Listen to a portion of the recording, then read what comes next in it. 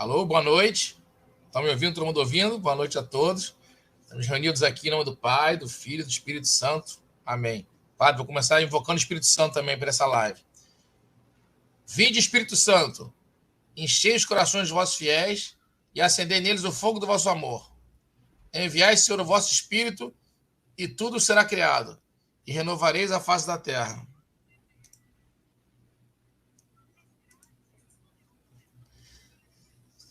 Tá bom o som aí para todo mundo?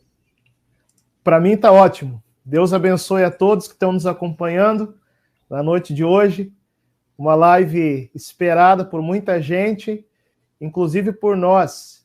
Marcelo, eu até partilho que acho que de todas as lives que eu já fiz, essa é que eu me senti assim, mais interessado, o assunto mais interessante durante a preparação, aquilo que a gente quer trazer hoje aqui, a respeito de uma especulação escatológica sobre a linha profética daquilo que nós esperamos pelas profecias bíblicas, aquilo que nós esperamos também pelas aparições da Virgem Maria, aquilo que ela já nos revelou, né?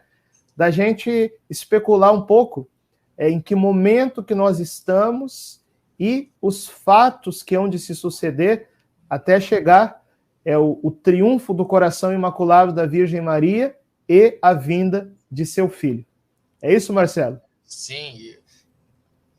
Eu não consigo imaginar um padre mais mariano, assim, um padre mais mariano que eu conheço. A gente conversa muito, né? Nossa, eu até queria partilhar com você. Eu acabei de ler o seu último livro. Aliás, li rápido, devorei, para dizer a verdade, não li, eu devorei o livro. Esse da Segredo da Virgem Maria, enquanto minha esposa lia o outro, que é o vou até colocar aqui, que é o Sou Todo Teu Maria, né?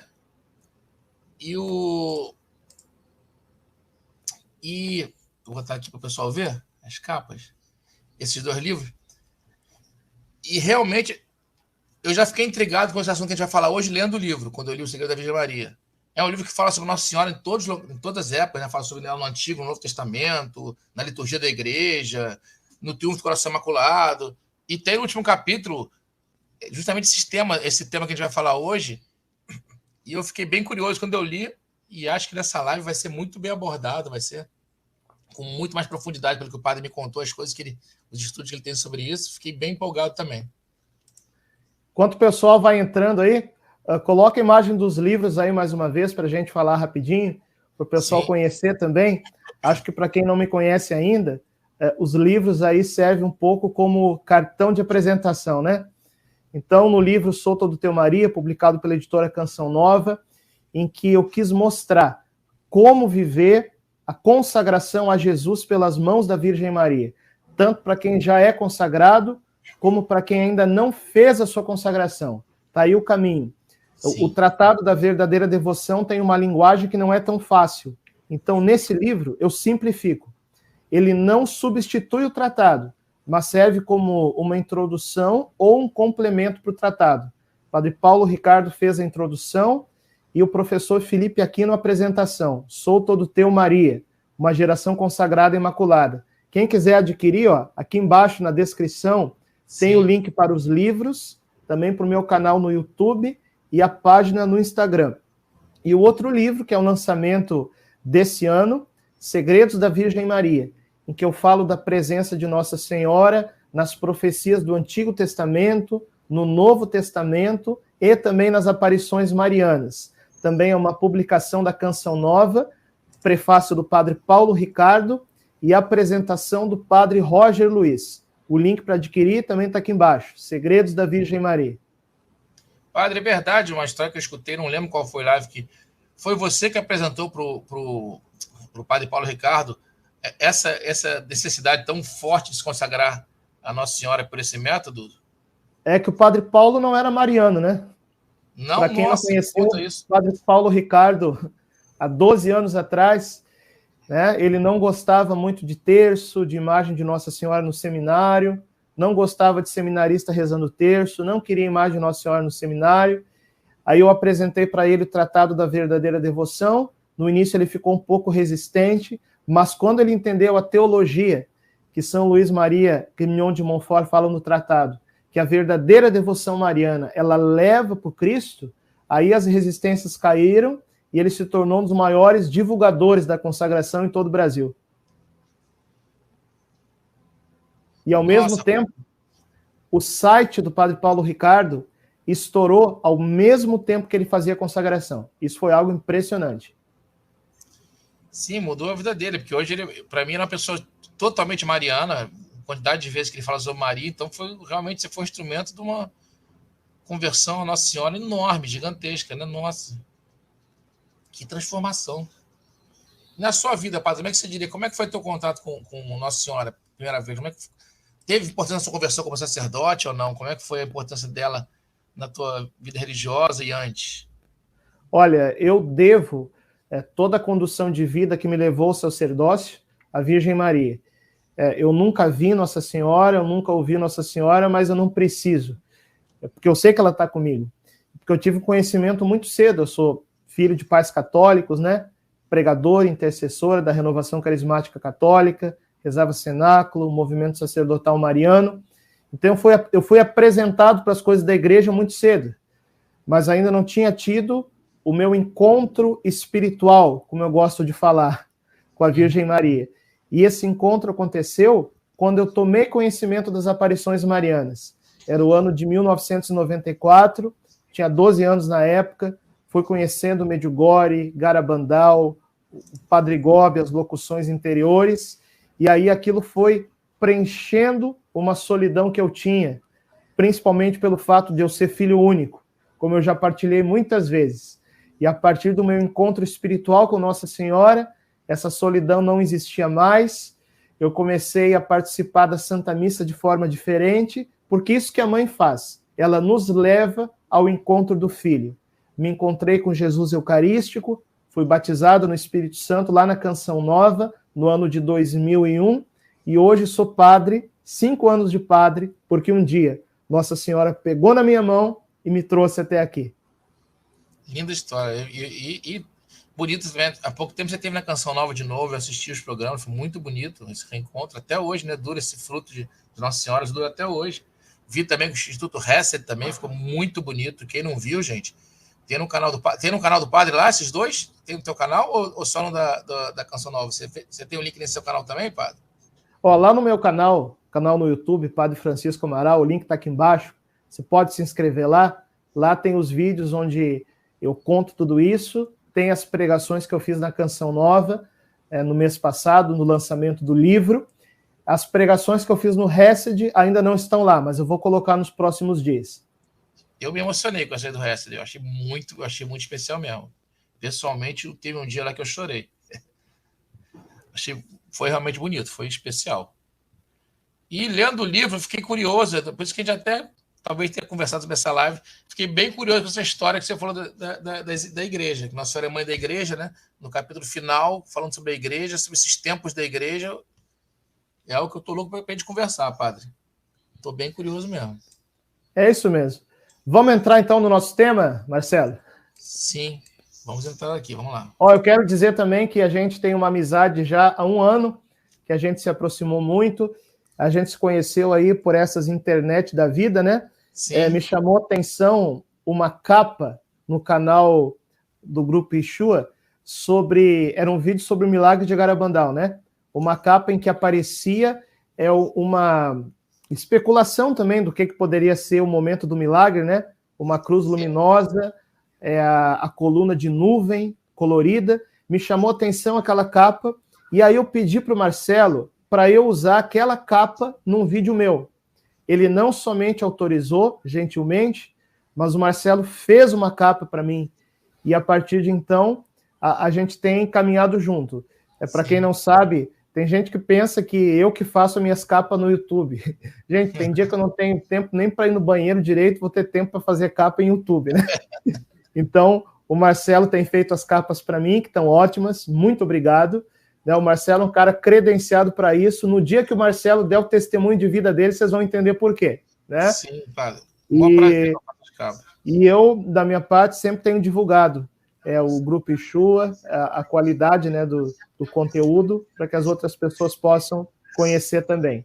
Então, é uma parceria que está dando certo, graças a Deus. Sim, que Nossa Senhora que uniu, né? Outra história mariana. Nossa, se não fosse Nossa Senhora de Garabandal, a gente não teria se conhecido. Né? Com certeza. Vamos lá, padre. Eu queria começar mostrando que a gente tirou essa tema da live de hoje do Apocalipse, aqui no capítulo 2 e 3. Quem tem essa aqui é a Ave Maria que eu uso. Quem me acompanha já viu eu falar outras vezes sobre a questão das 7 igrejas, ou 7 tempos da igreja. Tá? Mas isso aí vai ser só a nossa parte introdutória, porque hoje a gente vai mais longe na especulação.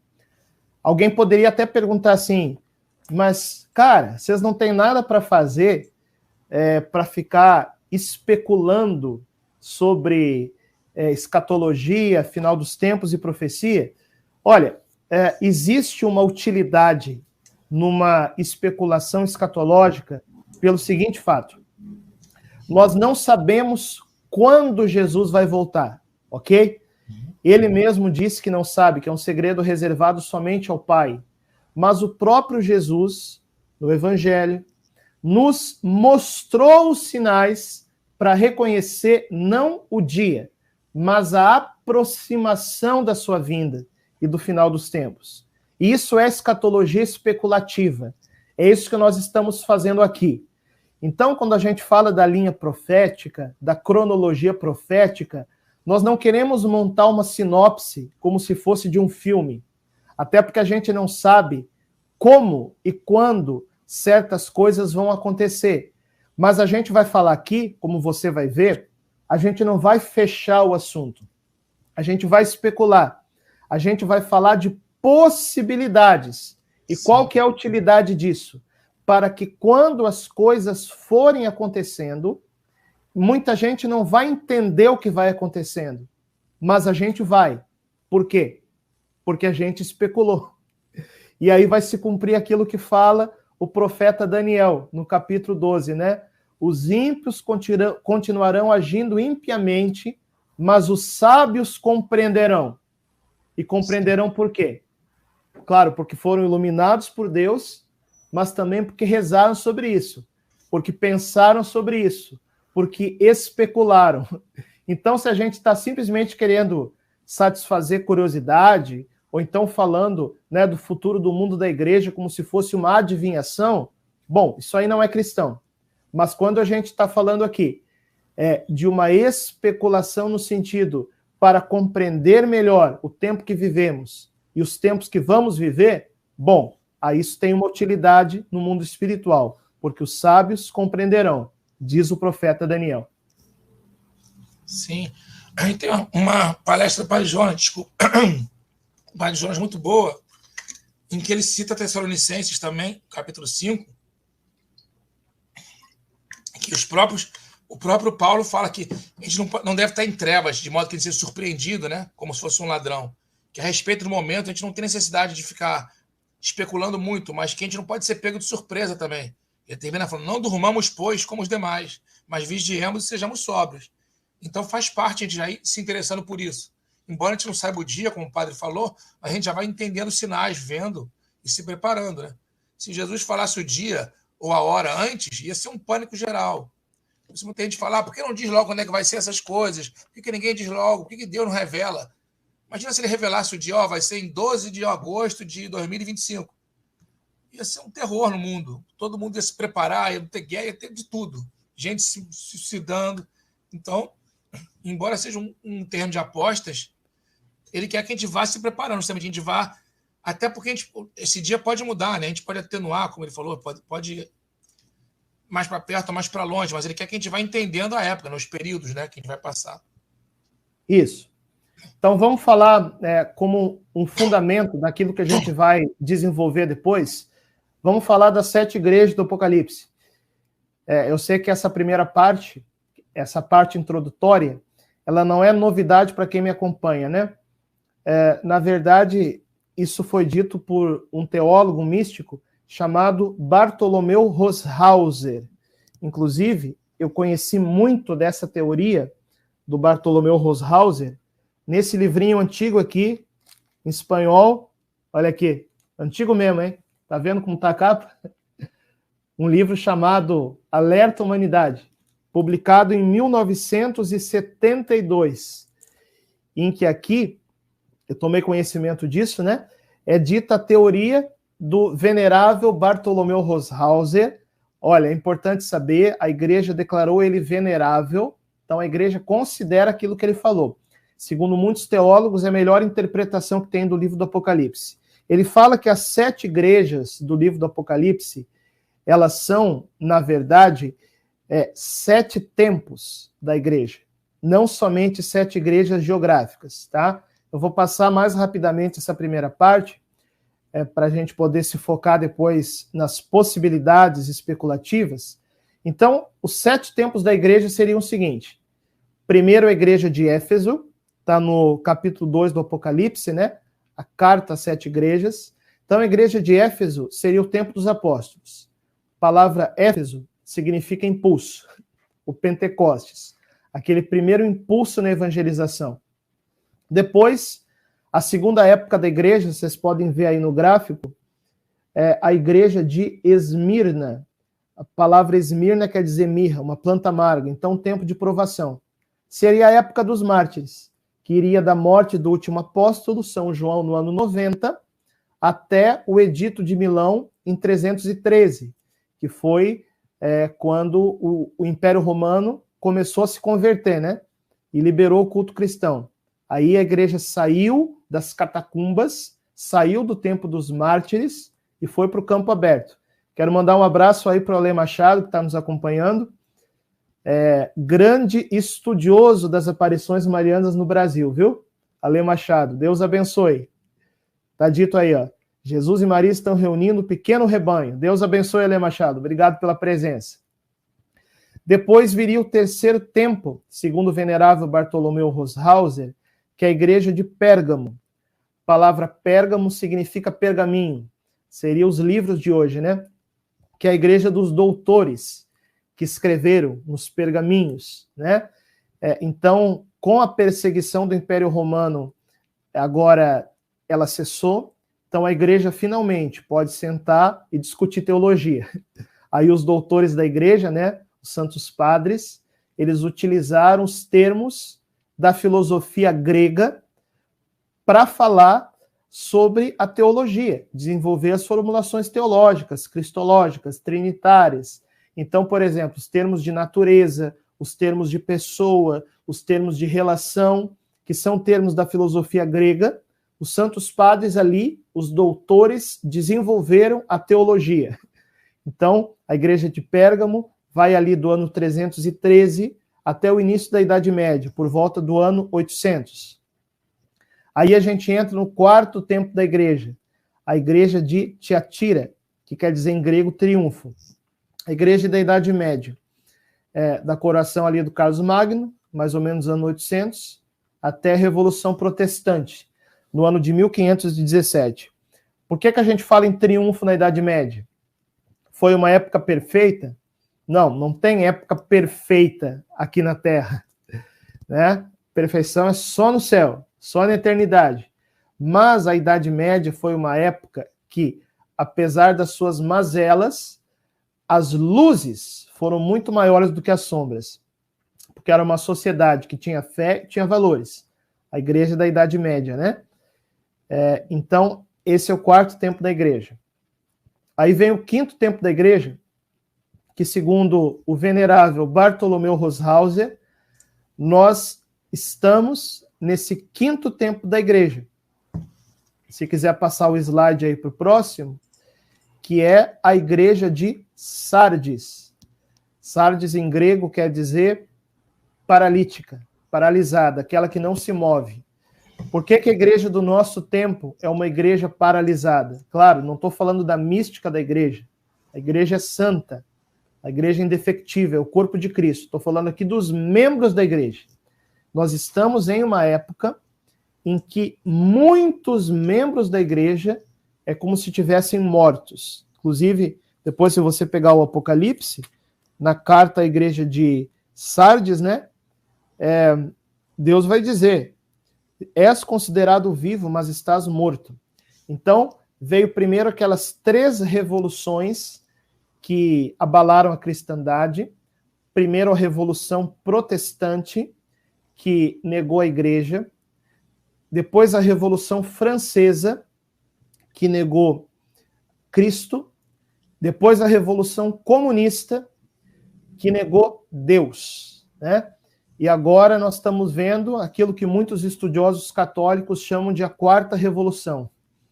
Uma revolução globalista, em que vai se implantando um sistema contra a vida humana, né? Você sabe, nós defendemos a vida humana da concepção até a morte, mas o sistema não defende isso. Nós defendemos a família, mas o sistema não defende isso. Então, aos poucos, os cristãos vão ficando de fora desse sistema. É a revolução globalista. Então, nós vivemos no ambiente de uma igreja de Sardes, paralisada, ferida pelas revoluções. Só uma curiosidade, Marcelo. Sim. Nunca falei sobre isso. Mas sabe qual o ano que aconteceu a Revolução Protestante? Foi o ano de... Sabe qual? 1517. Tudo bem. Foi a primeira revolução. Que ano foi a Revolução Francesa?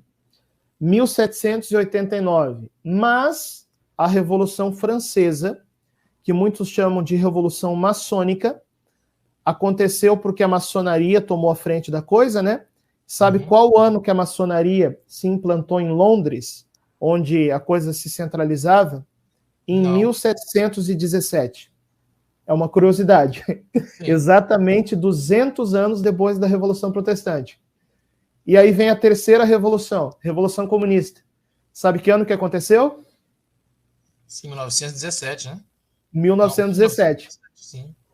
Então é muito interessante isso. Parece que tem um tempo de 200 anos entre cada uma, né? Dessas primeiras 3 revoluções. Não sabemos o que significa isso, né? Será que em 2017 começou o globalismo? Começou a vir essa revolução globalista? Será que começou mais forte aí? Não sei. Será que algo aconteceu em 2017? Daí seria 100 anos, né? Para agora tem... Sim, ao invés de 200. Verdade. Bom, então, segundo o venerável Bartolomeu Roshauser, nós estamos ainda na igreja de Sardes. Sim. E o próximo tempo da igreja, a 6ª igreja, seria a igreja de Filadélfia, que em grego quer dizer reconciliação entre irmãos. Então, a igreja de Filadélfia, Bartolomeu Roshauser, o venerável, ele fala de um renascimento cristão, de uma paz como nunca houve antes. Tá? A gente não sabe se a Filadélfia vai ser longa ou vai ser curto, o tempo dela. Depois, dentro das possibilidades, a gente vai discutir isso. Mas o que a gente sabe é que Filadélfia vai ser uma igreja fiel. Né? É interessante que reconciliação entre irmãos vai nos lembrar de 2 coisas. Primeiro, da promessa de Nossa Senhora em Fátima, de que o coração dela triunfará, vai haver um período de paz e a Rússia vai se converter. Bom, o que quer dizer a conversão da Rússia? Não é só o fim do comunismo, se nós interpretarmos a palavra conversão de uma forma forte, porque a Rússia é um país ortodoxo. A conversão da Rússia seria os ortodoxos russos aceitarem o primado de Pedro, né? Aceitarem a comunhão plena com o Papa, que é aquilo que a igreja ortodoxa não tem quando ela se separou. E também nos lembra La Salete, em que a Virgem Maria, no segredo de La Salete, ela falou o quê? Ela falou assim, que vai haver uma evangelização tão grande no mundo, porque vai haver unidade entre os obreiros de Cristo. Também no Padre Gobi, Nossa Senhora fala de uma unidade plena dos cristãos, claro, em torno do Papa, da Eucaristia, de Nossa Senhora.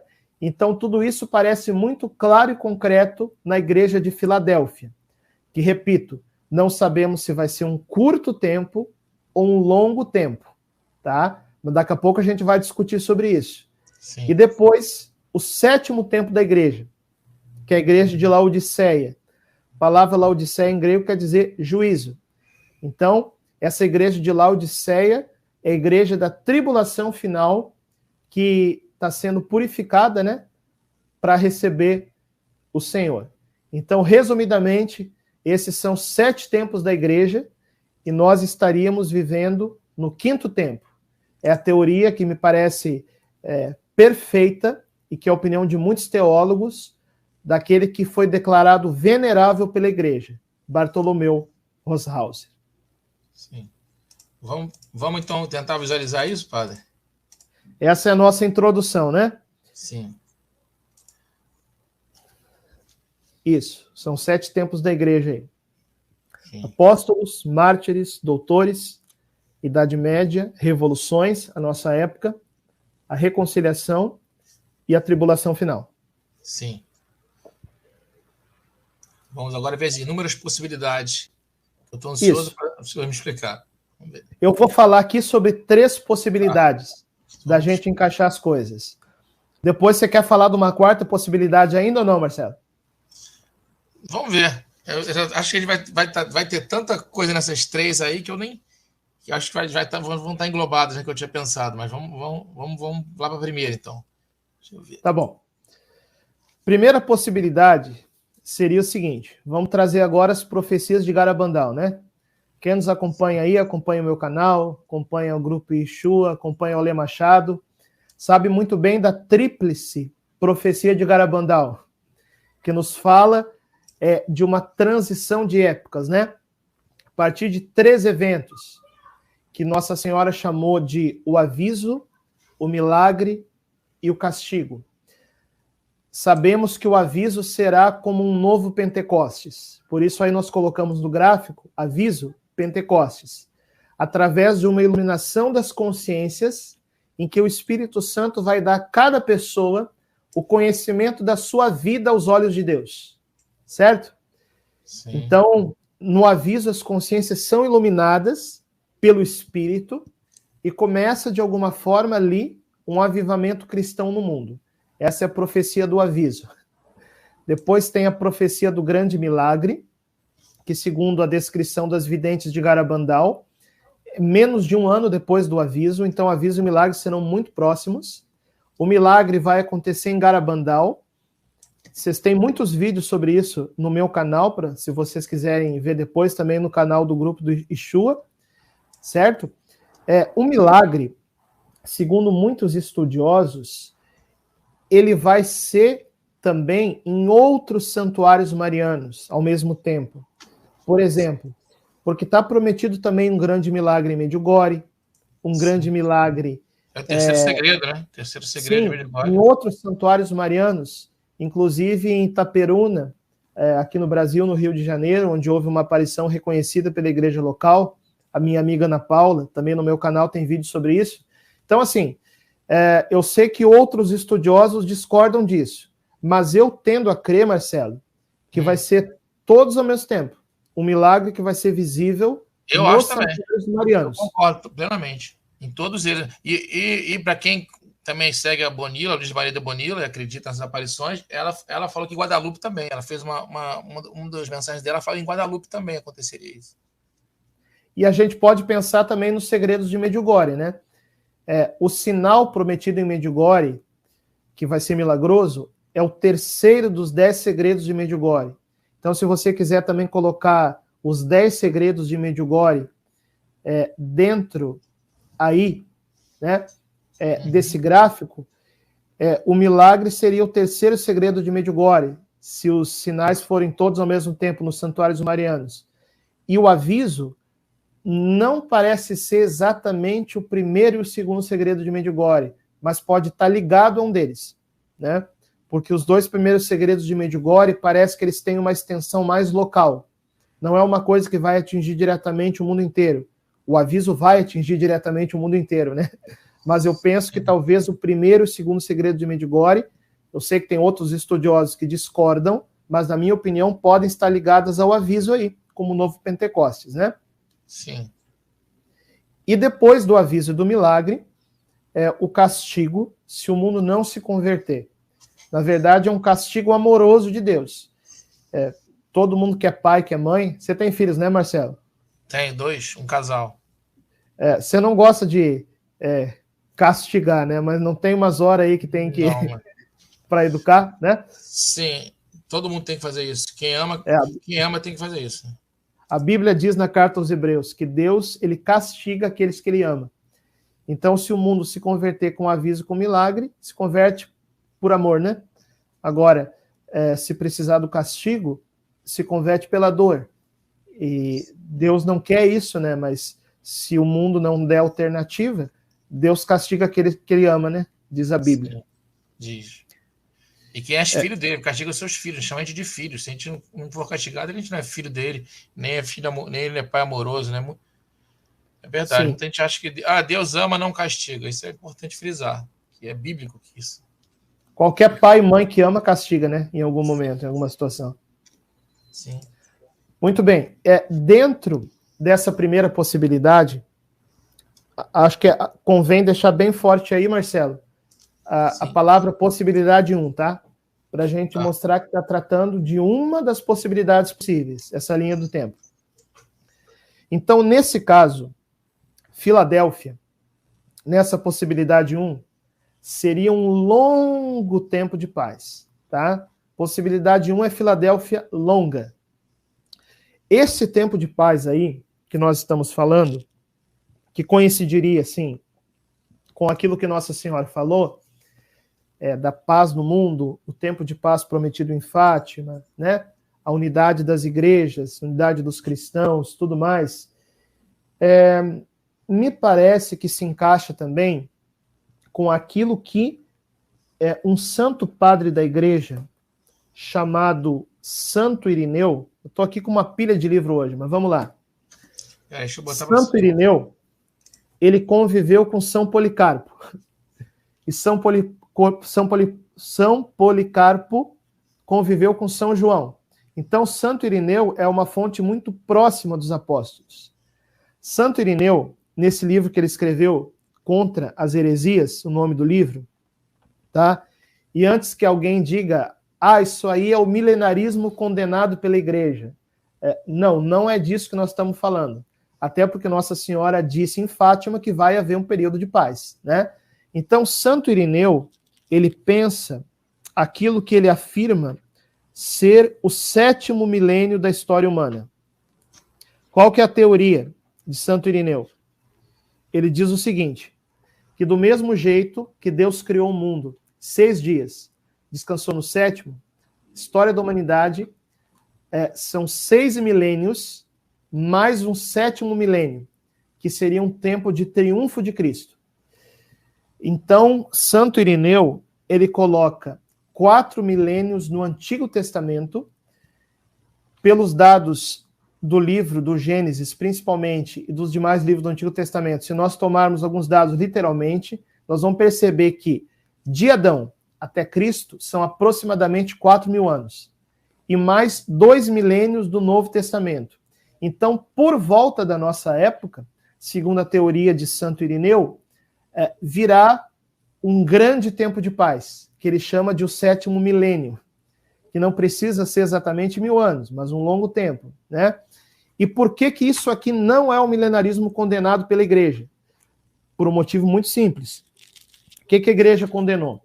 A igreja condenou um milenarismo como um tempo de uma sociedade perfeita aqui na Terra, inaugurada por uma vinda física de Cristo. Então aqui a gente não está falando de uma vinda física de Cristo, nós estamos falando de uma vinda nos corações, né, através do Espírito Santo, e a gente também não está falando numa sociedade perfeita aqui na Terra, porque nós estamos falando numa sociedade que vai continuar havendo luta contra o pecado, que vai continuar havendo a ação da igreja por meio dos sacramentos, vai precisar missa, confissão, eucaristia, papa, bispos, evangelização, né, ordens religiosas, famílias, geração de filhos, reprodução humana, mas um tempo de paz em que a igreja vai ter um esplendor e uma santidade como nunca houve na história da humanidade. E isso Nossa Senhora fala também desse longo tempo de paz em La Salette. quando ela fala que os novos reis serão o braço direito da igreja, né? E que vai haver uma reconciliação de Deus com os homens. Lembra Filadélfia? Reconciliação. Eu até vou ler para vocês um trecho do Segredo de La Salette que fala sobre isso.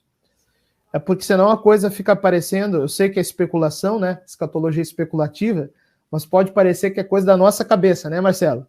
Sim. Então vamos ler aqui um texto de La Salette, que é uma aparição aprovada pela igreja. Isso está no Segredo de La Salette, tá? Tem também no meu canal, no canal do Ale Machado. Olha o que Nossa Senhora falou. Ela diz assim, aqui.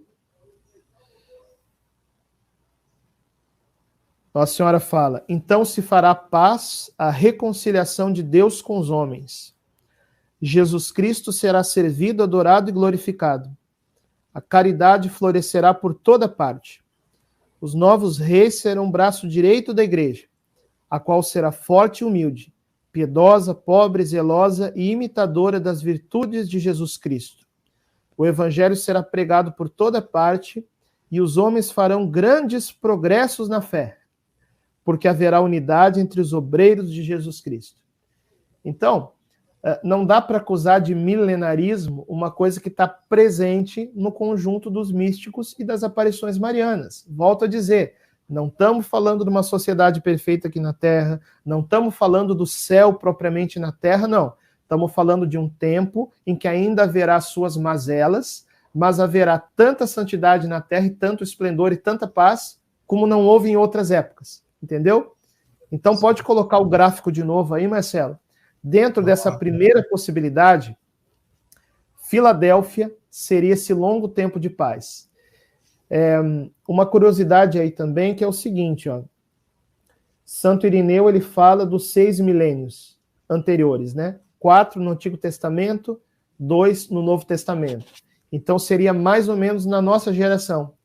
E tem aí alguns marcos interessantes. Não sei se podem significar algo. Por exemplo, no ano 2000, foram os 2000 anos da encarnação.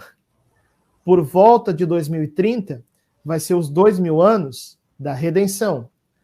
Por volta de 2070, são os 2000 anos da destruição de Jerusalém, que significa a passagem, né, da antiga aliança para a nova aliança. Aproximadamente no ano 2090, são os 2000 anos da revelação, a morte do último apóstolo, São João. Então aí a gente tem alguns marcos temporais que pode ser que signifiquem alguma coisa, né, Marcelo? Sim. Então viria esse longo tempo de Filadélfia e depois o tempo de Laodiceia, que seria uma tribulação final, em que a gente não tem muita coisa para dizer sobre isso, mas daí não seria mais para a nossa geração, né? Porque nessa possibilidade 1, Laodiceia seria longa. Sim. E onde você acha que entraria na teoria do Haushauser, a parte do grande monarca, do anticristo e do Papa Santo, na sua visão? Deixa eu pegar mais um livro aqui da Biblioteca de Alexandria. Aqui, ó. Esse livro aqui vende na editora Eclésia, editado pela Veritatis Splendor. É um livro do padre Júlio Maria de Lombardi. Esse livro, o padre Júlio Maria, que foi um grande apologeta do Brasil, chamado O Fim do Mundo Está Próximo, é uma pergunta.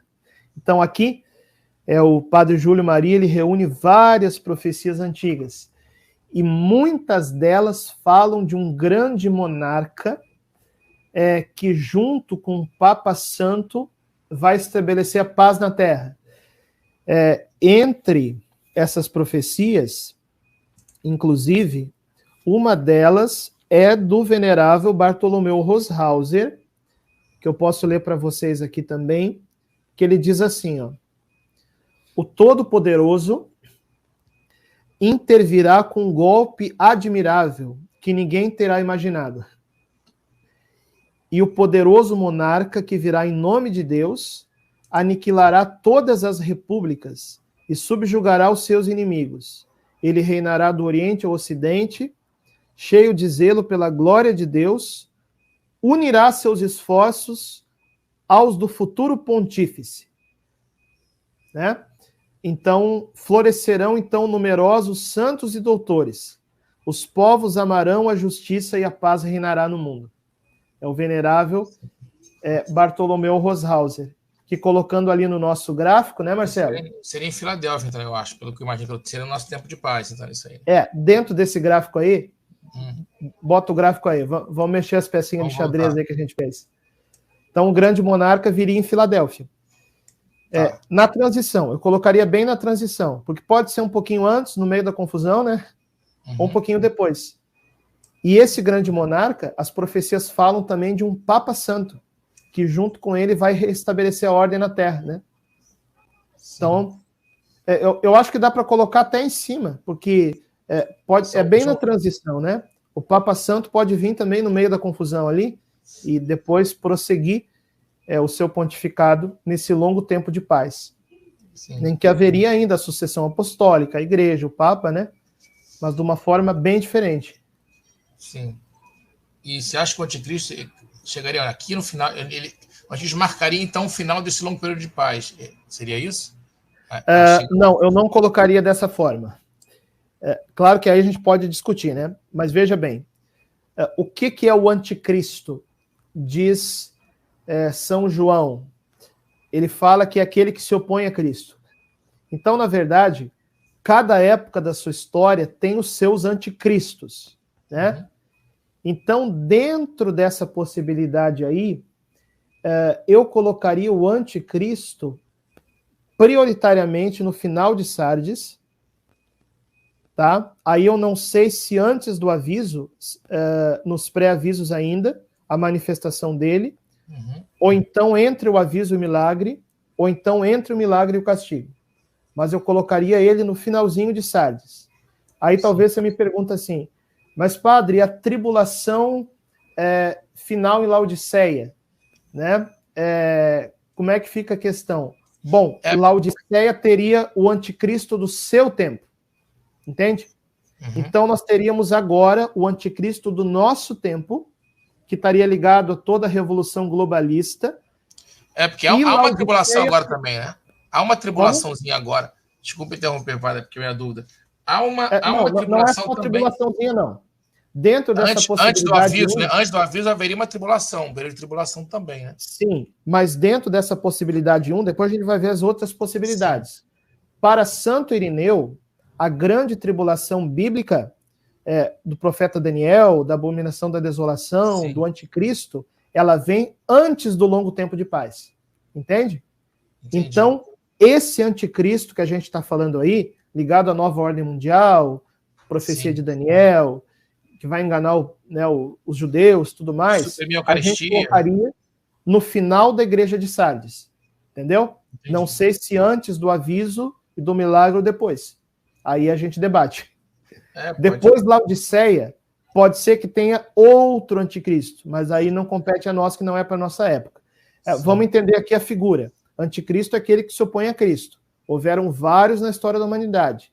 Mas para Santo Irineu, digamos assim, o grande anticristo é antes do tempo de paz. Essa é a possibilidade 1, pelo menos. Tá? Quer ir para 2 ou não? Vamos para 2? Como é que vamos esgotar essa possibilidade. Você tem mais algum comentário aí? Não, mas a gente teria que assumir um segundo anticristo. Né? Nessa daí, a gente teria que imaginar que haveria mais uma outra tribulação depois desse grande período de paz, né? Sim. Você imaginaria que em Filadélfia, nesse longo tempo de paz, dessa possibilidade, você colocaria aí o triunfo do coração imaculado ou não? Sim, dentro dessa possibilidade 1, o triunfo do coração imaculado de Maria, o reino de Maria, a era de Maria, é Filadélfia.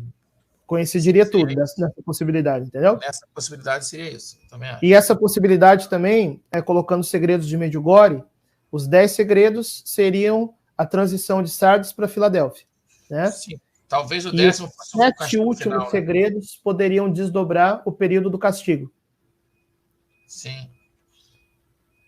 Eu imagino sempre que os últimos segredos terminam com o castigo final, que eu coloco junto mais ou menos com os 3 dias de trevas, digamos assim.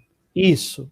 Dentro dessa possibilidade, os chamados 3 dias de escuridão, se enquadrariam como a transição final de Sardes para Filadélfia. Filadélfia, tá bom. E dentro dessa possibilidade seria, evidentemente, parte do 10º segredo de Medjugorje. Sim. Né? Seria Vamos isso. para a possibilidade 2? Vamos. Deixa eu aqui desmontar aqui só aqui. Papa, monarca e o anticristo. Vamos para 2.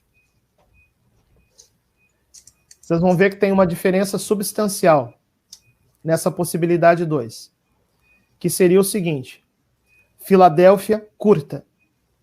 Então nós teríamos o longo tempo de paz somente depois de Laodiceia, e Filadélfia seria curta. Filadélfia seria inaugurada também, né, com a transição do aviso do milagre do castigo. Dentro dessa possibilidade, eu até poderia especular que o castigo estaria ligado com uma guerra entre a Rússia e a China, porque as profecias dizem que a Rússia vai se converter no milagre. Sim. Né? Então a Rússia se levantaria em defesa da igreja e haveria um embate com as nações aí dominadas, né, pelos projetos globalistas. Então, tem uma pergunta aqui para você, só pra, acho que já falou um pouco sobre isso. Como é que os evangelhos se enquadraram nesse contexto de salvação? É aquilo que o senhor tinha falado, né? Eles vão se unir todos à católica, ou grande parte, mas eles vão se unir à igreja católica. Né? Tem uma citação interessante em Garabandal, que uma das videntes fala assim: por que falar mal dos protestantes se no final eles vão se unir com a gente? Sim. Então, assim, no milagre, me parece muito claro também pelos relatos dos estudiosos, das próprias meninas, vai haver unidade dos cristãos. Então, Deus está preparando também um povo lá, nas igrejas, comunidades protestantes e ortodoxas, que virão em massa quando houver unidade. E uma pessoa que busca a verdade e o bem, se ela não teve a oportunidade de conhecer a verdade, ela pode ser salva. É o que a gente chama de ignorância invencível, né? Se ela não tem oportunidade de conhecer a verdade. Então, para mim é muito claro que Deus está preparando também um povo no meio protestante e no meio ortodoxo que vai se tornar católico no meio do caminho, né? Sim. Porque os sinais vão ser tão fortes que não vai ser possível negar. Tá? Sim. Então, o Ale Machado aí tem uma teoria interessante, mas que vale para a primeira possibilidade, né? Porque dentro dessa possibilidade 2 já é diferente, tá bom? Tá. Obrigado pela observação, Ale. Isso se enquadra na primeira possibilidade, tá? Depois a gente pode voltar lá, quem está assistindo, e na reprise e comparar com esse comentário do Ale. Bom, sim, veja só. Essa possibilidade 2 é Filadélfia curta, certo? Por que a gente está falando de um tempo de paz curto? Porque tem também uma parte do segredo de La Salette, e tem também mais dados sobre isso, mas isso aqui é bem claro, em algum sentido, que diz assim, está no segredo de La Salette: não será longa essa paz entre os homens. 25 anos de abundantes colheitas farão os homens esquecer que os pecados são a causa de todos os sofrimentos que ocorrem sobre a terra. E Nossa Senhora fala isso em La Salette imediatamente depois do trecho que ela fala: o evangelho será pregado por toda parte e os homens farão grandes progressos na fé, porque haverá unidade entre os obreiros de Jesus Cristo. Logo depois dela falar, né, dos novos reis como braço direito da igreja. Então, aqui é dito que 25 anos de paz, 25 anos de abundantes colheitas farão os homens se esquecer de Deus. Sim. E as profecias que falam do grande monarca, que são muitos místicos, principalmente ali da época do século XIX, né, que falam do grande monarca, falam do reino do grande monarca como algo que não parece ser longo, né? Porque dizem que ele reinará até o tempo do anticristo. Então, dentro dessa possibilidade, o grande monarca ali, ó, Filadélfia, início de Filadélfia. Ele marca o início de Filadélfia, né? Junto com o Papa Santo, tá? Então, veja só, pode colocar em cima, que é uma coisa na transição mesmo, tá? Então, veja só, gente, agora a gente está aqui especulando. Para a possibilidade 1 ser a possibilidade correta, com a Filadélfia longa, nós teríamos que fazer um esforço intelectual no seguinte sentido, de que os 25 anos que Nossa Senhora fala aqui seria no final da Filadélfia longa. Seria, assim, os 25 anos finais da Filadélfia. Entende? Então, assim, eu já estou tomando posição. Para mim, a possibilidade 1 não me parece a mais correta. Nós teríamos que fazer um esforço intelectual para entender os 25 anos de paz que Nossa Senhora fala na Salete como final do longo tempo de Filadélfia. Então, me parece que esses 25 anos de paz seria uma paz curta e relativa que viria dentro de uma Filadélfia curta e que, por sua vez, seria a chance da igreja para se preparar para o grande embate contra o anticristo. Que aí sim, nós falaríamos de só um anticristo grande, que você pode colocar aí em Laodiceia. Entende? Deixa eu botar aqui. Isso. E várias profecias que falam do grande monarca falam que ele vai reinar até o tempo do anticristo. Então não pode ser uma coisa longa. Então, para nós entendermos Filadélfia longa, como é a possibilidade 1, nós teríamos que fazer um segundo esforço intelectual. Enxergar o grande monarca que vai reinar até o tempo do anticristo como uma sucessão de grandes monarcas. Se a Filadélfia fosse longa, entendeu? Se a Filadélfia for longa. Então, eu já digo de antemão, eu não concordo com a possibilidade 1. Comparando a 1 e a 2, talvez eu me aproximasse mais da 2. Na verdade, eu ficaria com a 3, que a gente ainda não chegou. Tá? Então, dentro dessa possibilidade, essa paz curta e relativa em Filadélfia, como fruto do aviso, do milagre, do possível castigo, seriam a chance da igreja se preparar para o tempo da grande batalha mesmo, que seria em Laodiceia, entendeu? E aí o longo tempo de paz que Santo Irineu fala, e que também muitas aparições marianas falam, inclusive o Padre Gobi, viria depois de Laodiceia, certo? Sim. E nesse caso, os 3 dias de escuridão, me parece que viriam no final de Laodiceia também. Entende? Mas aí a gente vai para a terceira, né? Aí, então partimos para a terceira, com castigo. Eles não seriam parte do castigo, então. Por essa 2, os 3... Nessa possibilidade 2, o castigo de Garabandal não seria os 3 dias de escuridão. E colocando os 10 segredos de Medjugorje aí, eu colocaria da seguinte forma: o aviso e o milagre ligado com os 2 primeiros segredos, ou melhor, o aviso ligado com os 2 primeiros segredos, o milagre ligado com o terceiro segredo, toda essa parte de Filadélfia e tal, ligado com os segredos do meio, e o tempo de Laodiceia, que é o tempo do anticristo e dos últimos acontecimentos, inclusive os 3 dias de escuridão, ligado com o 7º, 8º, 9º e 10º segredo, que, pelas descrições de Medjugorje, são os mais graves, né? Sim, são os castigos mais graves, que não podem nem ser modificados, né? Mas eu não aposto também tanto na possibilidade 2. Eu tendo a apostar na possibilidade 3. Eu confesso que eu também, padre. É que faz mais sentido para mim, juntando. Então vamos lá. Vamos lá para 3, então. Vamos para 3? Vamos. A 3, gente, vocês vão perceber que ela é muito parecida com a 2. A diferença é que na 3, a gente joga o castigo previsto em Garabandal lá para o final. Certo? Sim. Então, na 3, a gente teria aí o tempo do aviso do milagre, e o milagre já seria suficiente para inaugurar a Filadélfia. Então, pode colocar aí o grande monarca e o Papa Santo na transição de Filadélfia, né, Sardes, Filadélfia, já o milagre.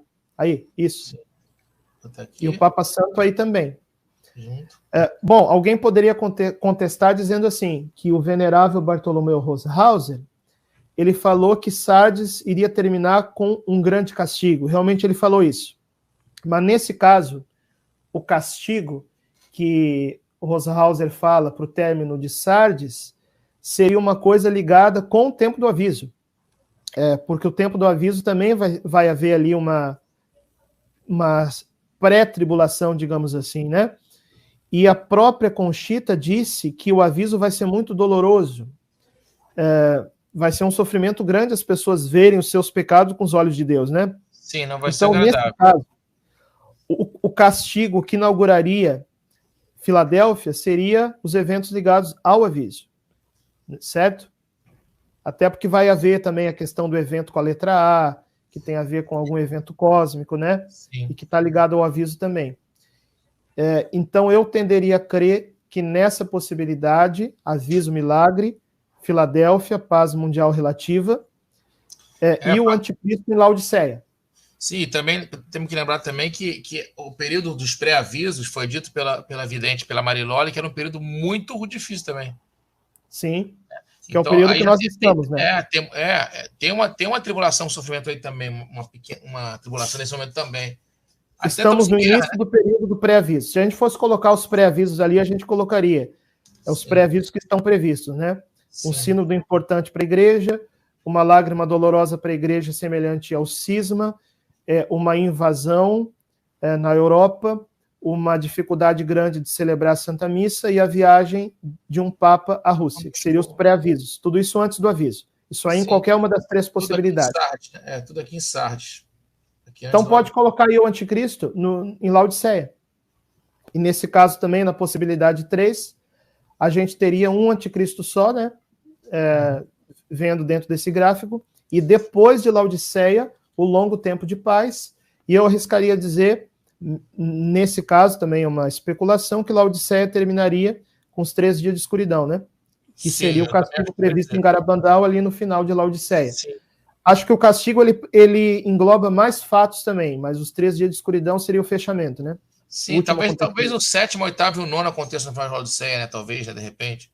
7, 8, 9, 10 aconteça. Então, nesse caso, eu tenderia a crer assim, ó, em Medjugorje. 1º, 2º e 3º segredo no final de Sardes. Sim. 4º, 5º, 6º segredo ligados a Filadélfia. 7º, 8º, 9º, 10º segredo ligados a Laodiceia, com o tempo do anticristo e os acontecimentos mais graves, né? Sim, concordo. E aí, depois eu acho interessante porque essa paz curta e relativa depois do milagre tem previsto isso, que é um tempo que ia ter depois do milagre, para as pessoas também que absorverem o milagre que elas viram e se converterem. É um tempo que elas vão tomar aquele choque, vai ser uma coisa maravilhosa, elas vão ter um tempo para muitos ali se converterem e um tempo para as pessoas absorverem aquilo. Então, é uma certa paz curta e relativa depois do milagre. Isso bate como foi dito por Garabandal também. E, gente, esse tempo de Filadélfia vai ser uma coisa assim esplendorosa, sabe? A gente não tem ideia da maravilha que o aviso do milagre vai gerar, entende? Então, às vezes, o pessoal pensa que a gente está aí, né? Estão botando medo no coração das pessoas. Gente, medo eu tenho, é o mundo continuar do jeito que está, entendeu? Eu quero ver mudança, quero ver avivamento. Então, na verdade, tudo isso é algo glorioso, né? Agora, uma coisa assim que a gente pode falar, onde é que fica o triunfo do coração imaculado de Maria dentro dessa possibilidade 2 e 3? Que fala de uma Filadélfia curta e do longo tempo de paz. Eu faria uma distinção. Eu diria que a Filadélfia curta seria um pré-triunfo, uma fase ainda de preparação, né? E o longo tempo de paz seria um triunfo mais definitivo. Entende? Sim. Aqui, padre, eu vou botar aqui uma pergunta para pessoa. E o longo tempo de paz coincidiria com o reino de Maria, com a era do Espírito Santo, com a era de Maria e tudo mais. Os corações imaculados, concordo plenamente. A Marilena perguntou se a gente está no tempo da Filadélfia. Não. Absolutamente não. Estamos em Sardes. Estamos em Sardes. Filadélfia vem... Né? Não tivemos ainda o aviso nem o milagre. Estamos em Sardes ainda. Isso. E aqui outra pergunta também que eu vou explicar. Essa linha do tempo está em escala? Não, Priscila. A Filadélfia teria que ser menor. A Filadélfia é mais curta. Por essa linha, pelas duas possibilidades, a 2 e a 3, a Filadélfia, que é uma paz curta relativa, se estivesse em escala, estaria menorzinha do que os outros períodos, tá? Boa pergunta. E também um dado interessante, Nessa possibilidade 2 e 3, quanto tempo duraria a Laodiceia? Pelo menos 7 anos.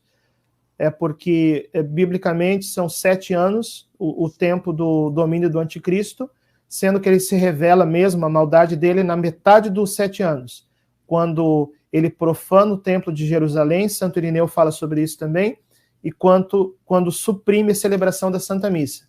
Então, o tempo do anticristo seria pelo menos um período de 7 anos, com 2 metades de 3 anos e meio, em que na segunda metade de 3 anos e meio, profana o templo de Jerusalém e proíbe a Santa Missa. Sim. O Ale está confirmando aqui, padre, a questão do tempo do triunfo e do tempo de paz virem depois dos 10 segredos. Então, realmente, se o 10º segredo for no final de Laodiceia, o tempo do triunfo e o tempo de paz são esse longo tempo de paz da possibilidade 3. Isso.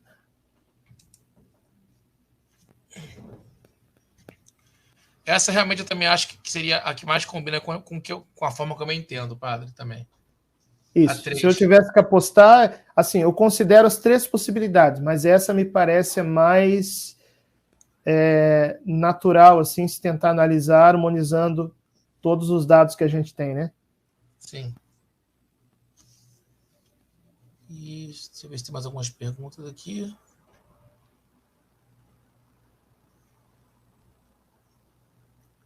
Onde seria? A gente passaria essa noite inteira conversando, se tivesse um chá aqui, né? Sim. Alguém está perguntando aqui onde é que entra o falso profeta. O falso profeta vem meio junto do anticristo, né? Aqui, o falso profeta. Isso. O falso profeta é um líder religioso que, na minha opinião, não se manifestou ainda, né? E que vai apoiar o anticristo.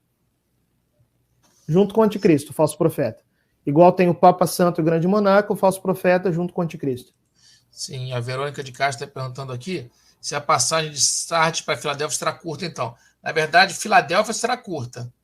Né? Dentro da possibilidade 2 e 3, sim. Da possibilidade 1, Filadélfia é longa.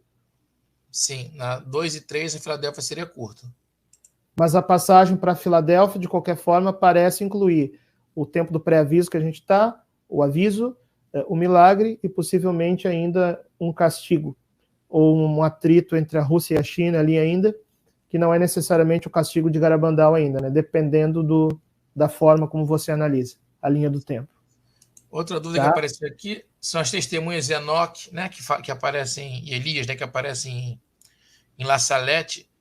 Qual ideia você acha que eles seriam nessa linha do tempo? Durante o tempo do anticristo. Enoque e Elias vão profetizar durante o tempo do anticristo. Concordo, serão mortos. E assim, os estudos escatológicos dos mais respeitados teólogos da história da igreja falam que eles vão pregar durante 3 anos e meio em Jerusalém. Não me está claro se vai ser nos primeiros 3 anos e meio dos 7 anos ou nos segundos 3 anos e meio. Isso não está claro para mim. Existem as 2 especulações também. Eles vão ser martirizados, vão ressuscitar, e isso vai converter grande parte de Jerusalém, e as nações aliadas do anticristo não vão aceitar essa conversão e vão partir para cima de Jerusalém. E essa seria a última fase de uma guerra mundial, né? As nações aliadas do anticristo contra Jerusalém, certo? Sim. Tem outras perguntas aqui. Dentro dessa possibilidade em Laodiceia, né? Da possibilidade 2 e 3 em Laodiceia. Sim. Tá? A gente está quase no nosso horário aqui, mas sim, eu queria deixar bem claro aqui,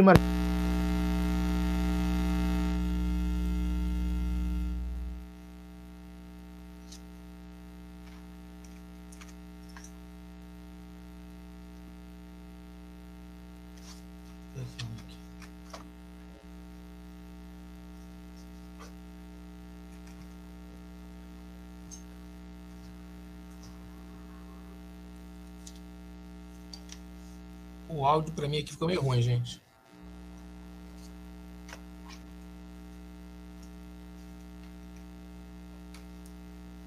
O som ficou ruim, né? O som do padre. Padre, acho que seu som deu algum problema. Vocês estão me ouvindo? O meu som tá saindo ou não?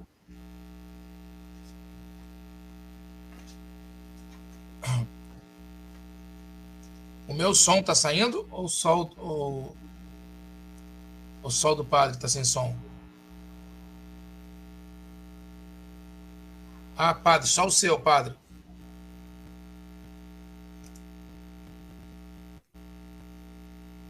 Tem algum problema técnico aqui? Normal, o inimigo deve estar incomodado. O inimigo deve estar incomodado com algumas dessas informações aqui. Está tentando dar uma atrapalhadinha. Tranquilo, normalíssimo. Obrigado, Keila, por confirmar. Obrigado a todos que confirmaram também. Bom, nós também gostamos dessa possibilidade número 3, aqui no Grupo Shua.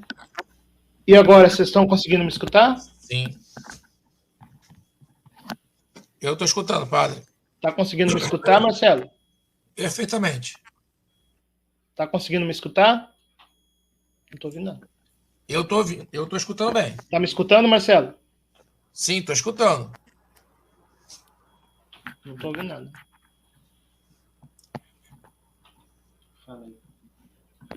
Marcelo, está me escutando? Estou. Dá para tirar o fone, deixa a sua câmera. Estou escutando, padre.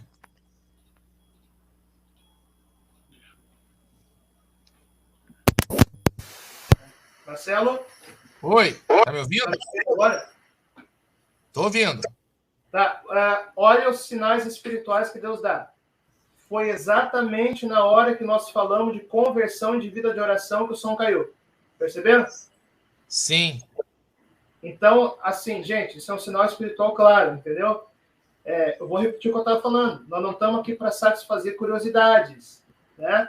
Nós estamos aqui para ver também a seriedade da vida espiritual que nós vamos precisar de conversão, de vida de oração, sacramentos, vida na graça, inclusive para a gente ter a estabilidade emocional para viver essas etapas que nós somos chamados, entende? Então, aqui, ó, a queda do som mostrou a mensagem mais importante dessa live, que é a necessidade da nossa conversão. Como diz Nossa Senhora, né? Não esperem os segredos para se converter. O tempo da conversão é agora. Né? Que é tempo de... Essa é a mensagem principal. Né? Padre, o senhor podia fazer uma oração final para a gente, uma bênção? Já que o senhor tem que... Com certeza. Deixa eu mostrar uma vez aqui os 2 livros para o pessoal adquirir. Segredos da Virgem Maria, que fala da presença de Maria em toda a Bíblia e também nas aparições e nas profecias. Prefácio do Padre Paulo Ricardo, apresentação do Padre Roger Luiz da Canção Nova, e também Sou Todo Teu Maria, uma geração consagrada e imaculada, que fala como viver bem a consagração a Jesus pelas mãos da Virgem Maria. Tem também o prefácio do Padre Paulo, a apresentação do professor Felipe Aquino.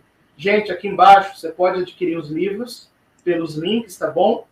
Toda essa explanação aqui com 7 tempos da igreja tem no livro Segredos da Virgem Maria, que vocês podem adquirir, ok? Sim.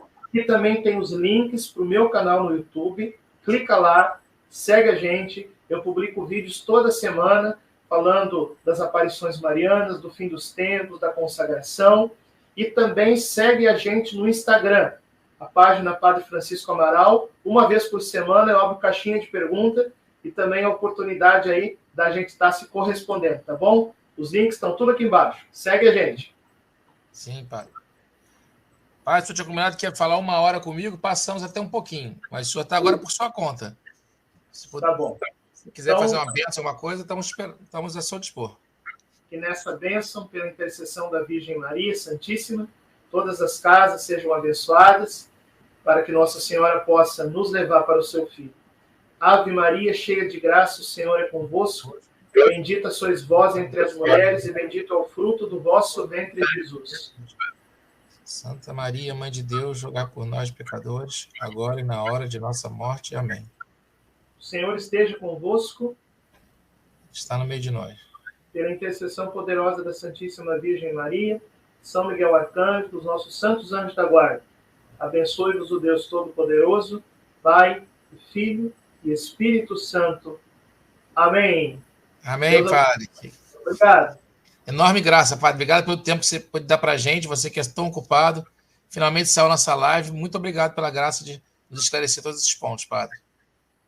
Gente, vamos encerrar então. Obrigado a todo mundo que participou. Obrigado ao Alê, obrigado ao Pedro Snar, que fez a mediação também. E obrigado a todos. Quem não deixou o like, deixa, que é importante para a gente. Quem não for inscrito no canal e gostou, se inscreva também. Quem veio por conta do Padre Francisco e não conhecia o nosso canal ainda, por favor, se inscreva e, se gostar, passa a acompanhar o nosso conteúdo também. Tá bom, gente? Vamos encerrar, então. Em nome do Pai, do Filho e do Espírito Santo. Amém.